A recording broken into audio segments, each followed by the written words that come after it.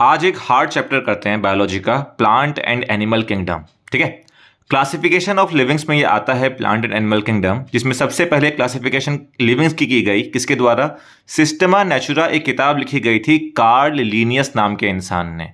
इसने कहा macro level मतलब क्या, बड़े लेवल पर, कि इस दुनिया में एनिमल्स होते हैं और प्लांट्स होते हैं, सिर्फ यही दो होते हैं।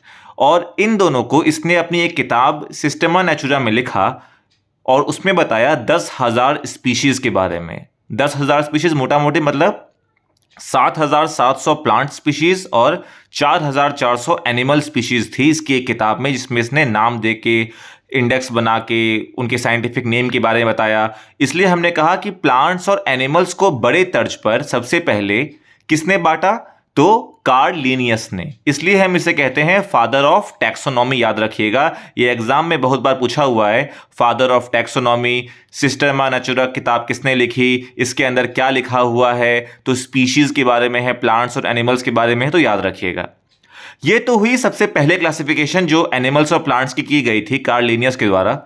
पर जब धीरे धीरे कर जब हम मॉडर्न क्लासिफिकेशन में आते हैं तो एक आदमी आता है रॉबर्ट वाइटेकर। इसने 1969 में 5 किंगडम के बारे में बताया: मोनेरा, प्रोटिस्टा, फंजाई, प्लांटे और एनिमिलिया। याद रखिएगा, ये 5 के बारे में आज हमें पढ़ना है। किसने बताया? रॉबर्ट वाइटेकर ने बताया। ये भी पूछा हुआ एसएससी। पहले ऑर्डर देख लेते हैं कि कैसे क्लासिफिकेशन को करते हैं, पढ़ते कैसे हैं। तो पहले होता है किंगडम, जैसे वो ना Animalia kingdom, Plantae kingdom, fungi kingdom. तो सबसे पहले किंगडम होता है, नहीं होता है चैप्टर के पीछे पहले, सबसे पहले इंडेक्स आता है, तो सबसे पहले किंगडम होता है। किंगडम के नीचे आते हैं एनिमल्स और प्लांट्स के बारे में, जो कार्ल लीनियस बता रहा था कि एनिमल होता है फिर प्लांट होता है, तो वही इंडेक्स के नीचे चैप्टर्स वाले के बारे में बताया गया है। उसके नीचे क्लास, फिर ऑर्डर, फिर फैमिली, फिर जीनस, फिर उसके बाद स्पीशीज। तो स्पीशीज सबसे पीछे है, सबसे नीचे, उससे सबसे ऊपर किंगडम। तो इसको रटना पड़ेगा, तो मैंने इसके लिए निमोनिक्स बना दिया इसके पहले पहले वर्ड से। केविन पीटरसन यानी कि KPCOFGS। 10 बार बोलो, लिख लो इसे, KPCOFGS, KPCOFGS मतलब किंगडम, फिर आपके एनिमल्स और प्लांट्स वाले, फाइलम वाला। उसके बाद फिर क्या आ गया? क्लास, ऑर्डर, फैमिली, जीनस और आपका स्पीशीज। तो KPCOFGS। ठीक है, फिर आगे बढ़ते हैं। आगे बढ़ने से पहले थोड़ा सा अंडरस्टैंडिंग देख लेते हैं, जो पहले कभी बायोलॉजी पढ़े नहीं है। कुछ हम वर्ड्स बार बार बोलने वाले हैं, तो आपको समझ में ना आए इसलिए मैंने पहले डाल दिया है कि एक वर्ड आता है प्रोकैरियोटिक। प्रोकैरियोटिक मतलब होता है प्राइमरी। प्रो मतलब प्री, पहले, तो प्राइमरी पहले आएगा, सेकेंडरी बाद में। तो प्रोकैरियोटिक मतलब पहले, मतलब सेल का ये टाइप होता है प्रोकैरियोटिक, जिसे हम प्राइमरी या फिर प्रिमिटिव सेल कहते हैं। और आपको पता है कोई चीज पहले होती है तो वो अनडेवलप्ड होती है। तो प्रोकैरियोटिक जो होता है वो एक अनडेवलप्ड सेल होता है। याद रखिएगा, बहुत बार पूछा हुआ है। प्रोकैरियोटिक क्या है? एक अनडेवलप्ड सेल है। अगर ये अनडेवलप्ड है, ये एक प्रिमिटिव सेल है, तो साइज में ये छोटा होगा, ऑब्वियसली साइज में छोटा होगा। इसके अंदर न्यूक्लियस या फिर न्यूक्लियस मेम्ब्रेन नहीं होता है। इसके अंदर सेल ऑर्गेनेल्स भी नहीं पाया जाता आपके प्रोकैरियोटिक सेल के अंदर। दूसरा होता है यूकैरियोटिक सेल। यूकैरियोटिक सेल मतलब जो प्राइमरी से थोड़ा आगे, मतलब ये एक डेवलप्ड है, ये एक हायर लेवल पर है, इसका साइज में लार्ज होगा, बड़ा होगा साइज में। इसके अंदर न्यूक्लियस और न्यूक्लियस मेम्ब्रेन पाए जाएंगे, यानी कि ये एनिमल सेल और प्लांट सेल है। एसएससी हजारों बार कितने ही शिफ्टों में इस क्वेश्चन को पूछ रखा है कि एनिमल सेल या फिर प्लांट सेल ये यूकैरियोटिक होते हैं या फिर प्रोकैरियोटिक होते हैं। हमेशा याद रखिएगा, एनिमल सेल और प्लांट सेल क्या होते हैं? यूकैरियोटिक होते हैं, यानी कि ये दोनों के दोनों डेवलप्ड सेल हैं। अगर एग्जाम में ये क्वेश्चन पूछे कि एनिमल सेल या फिर प्लांट सेल क्या ये साइज में लार्ज होते हैं? ऑब्वियसली साइज में लार्ज होते हैं, क्योंकि यूकैरियोटिक सेल साइज में लार्ज होता है, डेवलप्ड सेल है। क्या एनिमल सेल प्लांट सेल में न्यूक्लियस होता है? ऑब्वियसली होता है। तो यहां मैंने जो जो इंपॉर्टेंट चीजें हो सकती हैं उसे एक के बाद एक करके नीचे लिख दिया है। यह आपके एग्जाम में पूछा हुआ है, याद रखिएगा। हमें जो किंगडम पढ़ना था सबसे पहले उसको देखते हैं। मोनेरा। मोनेरा क्या है? एक यूनिसेल्युलर है, मतलब एक सेल से बना हुआ है। याद रखिए, बहुत बार पूछा हुआ है। मोनेरा क्या है? मोनेरा किंगडम में यूनिसेल्युलर, एक सेल से बना हुआ है। प्रोकैरियोटिक यानी कि ये क्या है? एक अनडेवलप्ड सेल होगा। अच्छा, इसलिए यूनिसेलुलर प्रोकैरियोटिक। याद रखिए मोनेरा ही प्रोकैरियोटिक है, बाकी सब यूकैरियोटिक वाले होंगे। तो मोनेरा एक यूनिसेलुलर प्रोकैरियोटिक है, याद रखिएगा किंगडम में। इसके अंदर न्यूक्लियस नहीं होगा ऑब्वियसली, अभी हमने ऊपर पढ़ा कि प्रोकैरियोटिक में न्यूक्लियस नहीं होता है, यानी कि सेल ऑर्गेनेल्स में नहीं पाया जाएगा, ऑब्वियस सी बात है। ये ऑटोट्रॉपिक और हेटेरोट्रॉपिक दोनों हो सकता है। मतलब ऑटोट्रॉप मतलब ये मतलब अपना खाना खुद बना सकते हैं, और कुछ मोनेरा होते हैं जो किसी दूसरे पर डिपेंड होते हैं खाना बनाने के लिए, तो ये दोनों होते हैं। सेल वॉल यहां पर प्रेजेंट भी होता है किसी किसी मोनेरा में, किसी किसी में सेल वॉल नहीं भी होता है। याद रखिएगा सेल वॉल के बारे में हम आगे देखेंगे कि सेल वॉल जो होता है वो प्लांट सेल में होता है, एनिमल सेल में नहीं होता है। क्लियर है? बहुत इंपॉर्टेंट है। एग्जाम्पल सबसे ज्यादा इंपॉर्टेंट यूनिसेलुलर प्रोकैरियोटिक मोनेरा के बारे में मैं बार बार कह रहा हूं यूनिसेलुलर प्रोकैरियोटिक, क्योंकि एग्जाम में पूछा हुआ है।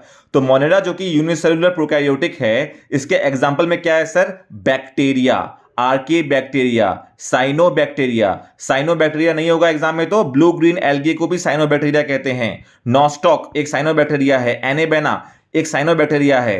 ब्लू ग्रीन एल्गे को भी नॉस्टॉक और एनेबेना के नाम से जानते हैं। तो आपके एग्जाम में ये कोई भी एग्जाम्पल आए, Anabaena, Nostoc, blue green algae, cyanobacteria, archaebacteria या फिर बैक्टीरिया, ये सब के सब क्या हैं? मोनेरा हैं, याद रखिएगा। कुछ इंपॉर्टेंट जो कभी कभी पूछ सकता है हार्ड क्वेश्चन में कि आर्की बैक्टीरिया जो होता है ये मोस्टली ऑटोट्रॉप्स होते हैं, यानी कि ये खुद अपना खाना बना सकते हैं। मतलब खुद खाना बनाते हैं, मतलब ये अपना फोटोसिंथेसिस खुद करते हैं, खुद ही खाना बनाते हैं। सिंपल सा लॉजिक है।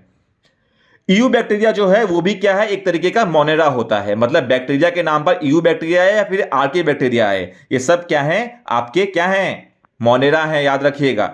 यानी कि ईयू बैक्टीरिया क्या है सर? यहां पर सेल वॉल होता है, इसलिए मैंने ऊपर लिखवाया था कि सेल वॉल प्रेजेंट भी हो सकता है, एब्सेंट भी हो सकता है। तो मोनेरा के अंदर याद रखिएगा ऑटोट्रॉप हेटेरोट्रॉप दोनों हो सकता है, सेल वॉल प्रेजेंट भी होता है, एब्सेंट भी होता है। तो सेल वॉल प्रेजेंट है ईयू बैक्टीरिया में, साइटोप्लाज्म प्रेजेंट है, राइबोसोम होता है, राइबोसोम मतलब प्रोटीन सिंथेसिस करता है, प्लाज्मा प्रेजेंट भी होता है इसके अंदर ईयू बैक्टीरिया में, याद रखिएगा।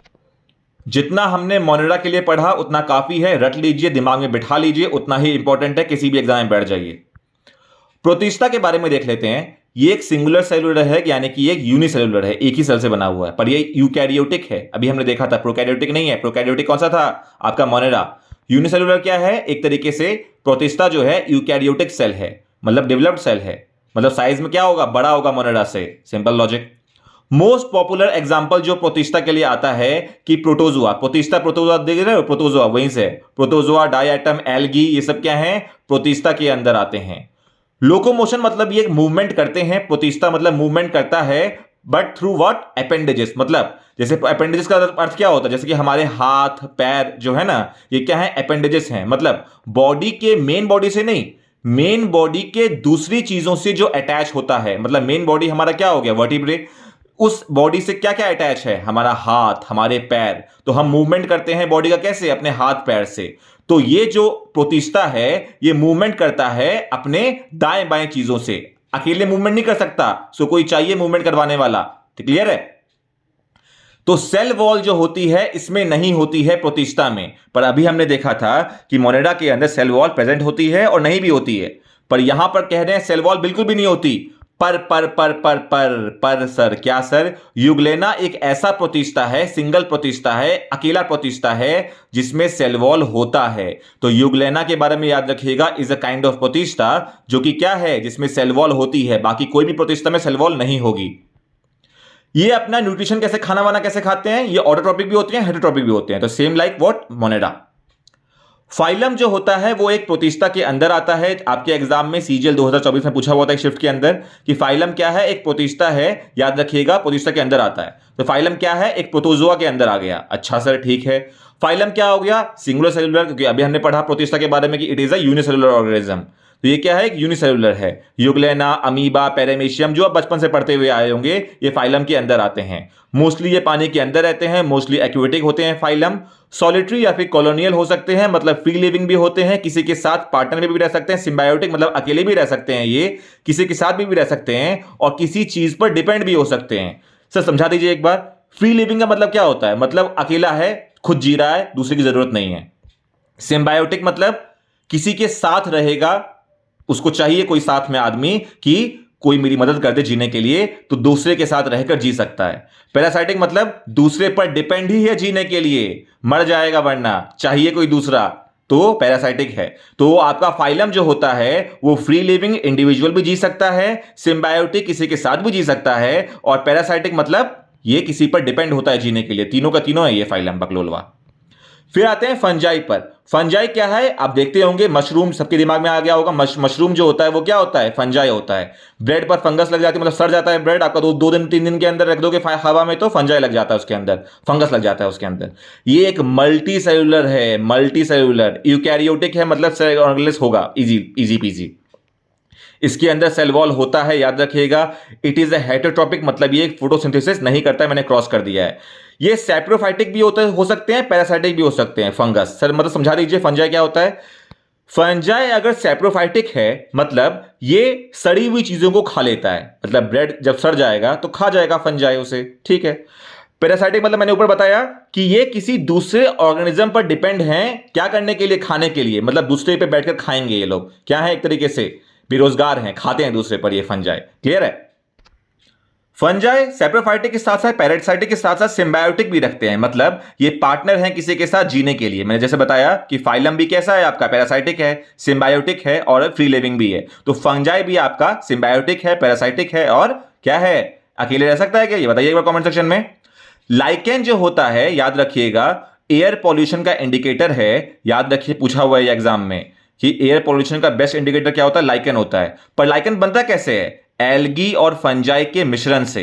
ब्लू ग्रीन एल्गी और फंजाई आपस में अगर मिल जाते हैं तो लाइकेन बन जाता है।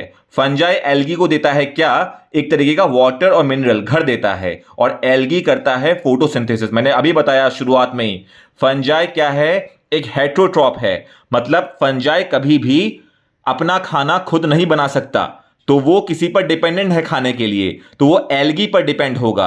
मतलब ये क्या है, सिम्बायोटिक रिलेशनशिप, पार्टनरशिप में रहता है लाइकेन। एग्जाम्पल देख लिए, अगर एग्जाम में पूछे कि सिम्बायोटिक का एग्जाम्पल क्या हो सकता है फंजाई में, खुद लाइकेन ही है। It is a kind of air pollution indicator, lichen के बारे में याद रखिएगा। मेडिसिन के अंदर कोई फंजा यूज होता है जो एग्जाम में आता है, पेनिसिलियम, याद आ रहा है, अलेक्जेंडर फ्लेमिंग ने खोजा था। यीस्ट जो यूज होता है वो बेकरी में यूज होता है, तो यीस्ट, मोल्ड, आपके ब्रेड बनाने में, मशरूम में, सब क्या एग्जाम्पल हैं, फंगस के एग्जाम्पल हैं, फंजाई के एग्जाम्पल हैं। मैंने आप लोगों को 3 जो किंगडम्स हैं, मोनेरा, प्रोटिस्टा और फंजाई के बारे में सारा पढ़ा दिया, इससे बाहर कुछ नहीं पढ़ना, सब यहीं से आ जाएगा। अगर आपको इस सेशन की पीडीएफ चाहिए तो आप लोगों को व्हाट्सएप चैनल जो है, जो कम्युनिटी टैब पे दिया हुआ है, वहां पर आप मेरे साथ जुड़ जाइए, वहां पे मैं शाम तक इसके बारे में जो पीडीएफ है वो डाल दूंगा। कैसा लग रहा है सेशन, बताइएगा कमेंट सेक्शन में। टाटा बाय बाय, सायोनारा। मेरा नाम है संगीत झा। जय हिंद, जय हिंद, जय हिंद।